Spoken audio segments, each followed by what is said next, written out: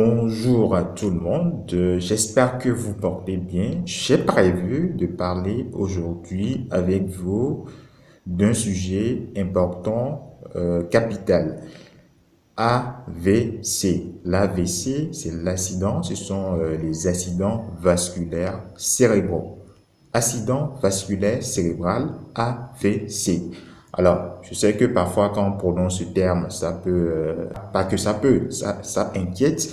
Et bien évidemment, il faut chercher des solutions pour pouvoir prévenir ce genre de catastrophe.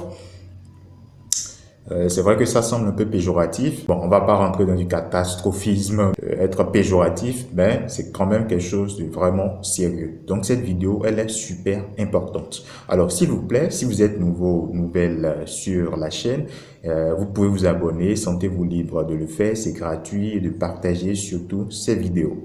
Alors, il y a certains, ils sont là, on sent que c'est comme s'ils sont dans le suivisme, juste présent, mais franchement, concrètement, on n'a pas l'impression que ils sont actifs, ils partagent. Mais vraiment, cette vidéo, elle est vraiment importante. Donc, si vous n'étiez pas abonné, vous pouvez vous abonner, ça peut aider énormément. Et partager également, le fait de partager les informations, ça permet à d'autres de découvrir la chaîne et justement également de pouvoir avoir accès à ces informations. Alors, j'avais prévu de partager avec vous, de partager trois facteurs, trois paramètres qui peuvent augmenter le risque, d'accord, qui pourraient augmenter le risque de survenue d'un accident vasculaire cérébral.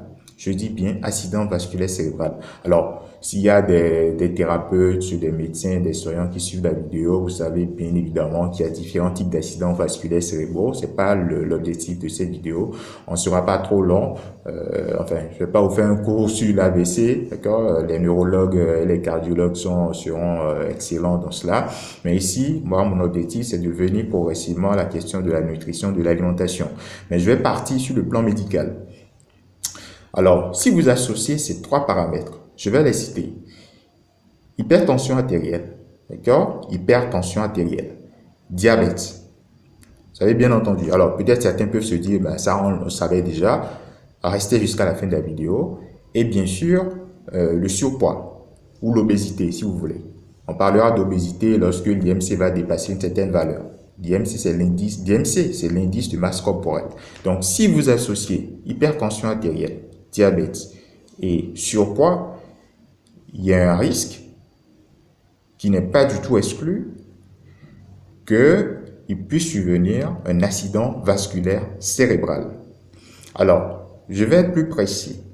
Si vous associez une hyperglycémie, c'est-à-dire la glycémie qui est plus élevée que la normale, et que vous associez à cela un tour de taille élevé, donc quelqu'un qui aurait une obésité abdominale, c'est-à-dire donc la graisse au niveau des viscères, et que vous associez à cela des problèmes, des troubles lipidiques, on va parler de dyslipidémie, d'accord? Donc des troubles lipidiques où vous avez le bon cholestérol qui est bas et les triglycérides, c'est-à-dire la forme de stockage de graisse dans l'organisme qui est élevée, et que vous associez à cela d'autres facteurs. D'accord, il y a plein d'autres facteurs qu'on pourrait associer qui rentrent en compte dans le cadre de ce qu'on appelle le syndrome métabolique. Le syndrome métabolique, bah, si la personne, pas vous particulièrement, mais si une personne rassemble un certain nombre de ces paramètres,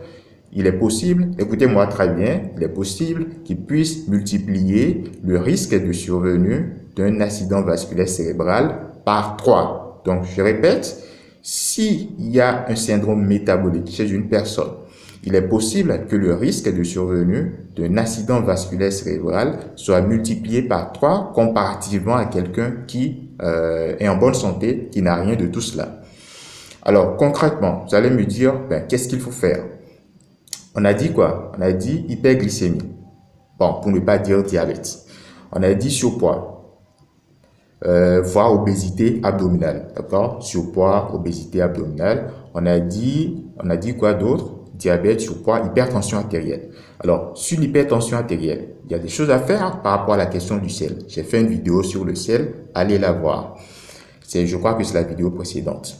il y a le diabète, ou bien on va dire plutôt l'hyperglycémie. D'accord? Il y a des choses à faire en termes de quantité de sucre à consommer. J'ai fait des vidéos sur des boissons et les compositions, etc. C'est pas uniquement le sucre, mais il y a aussi la sédentarité qui peut favoriser la survenue de ce genre de maladie. Donc, sédentarité, pour pallier à cela, bien sûr, il faut faire de l'activité physique. À son échelle, de l'activité physique adaptée, d'accord? Parce que quand on dit activité physique, il y a certains qui pensent que bon, voilà, c'est pas toujours une question de marathon, hein.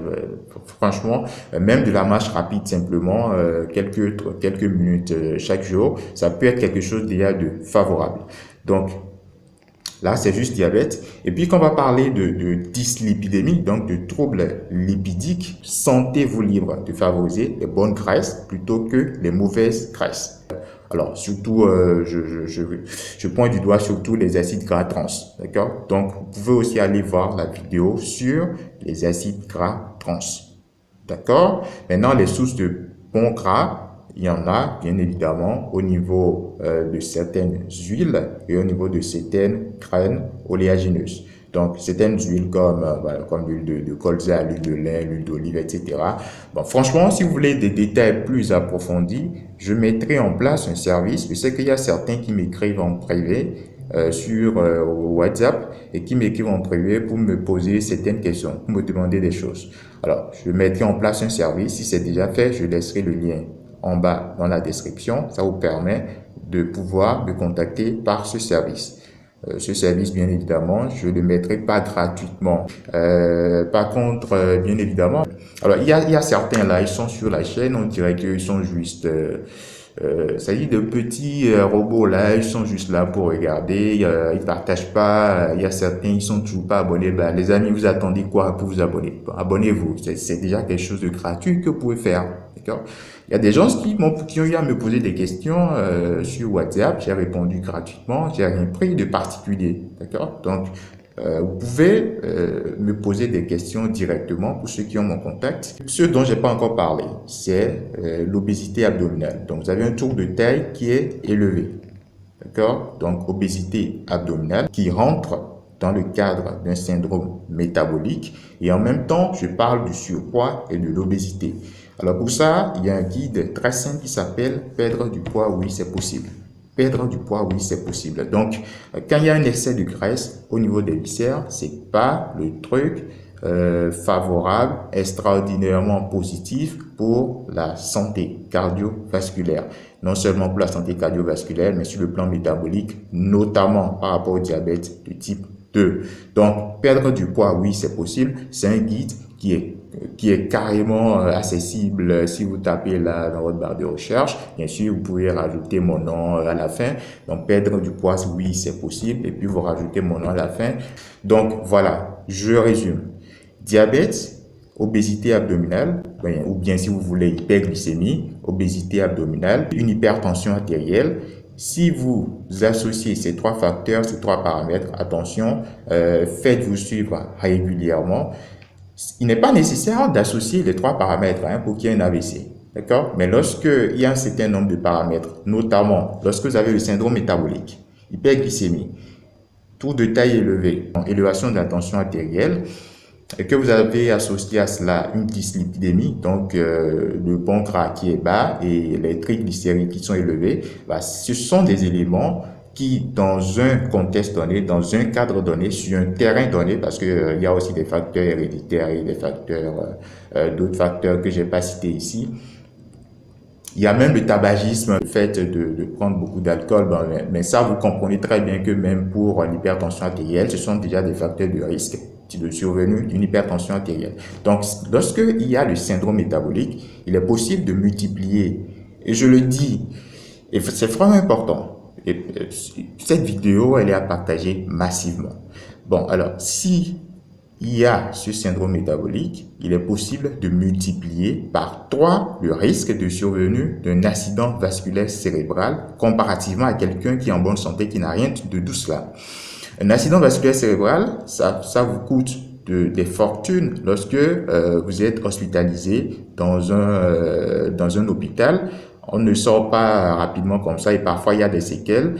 des séquelles qui parfois peuvent rester des années et parfois à vie. Donc, c'est pas un jeu, donc prenez ça vraiment au sérieux.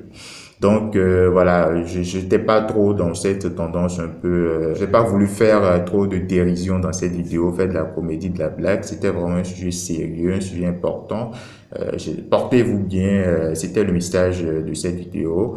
Merci, n'oubliez pas de vous abonner, de partager. Passez une excellente journée. Merci.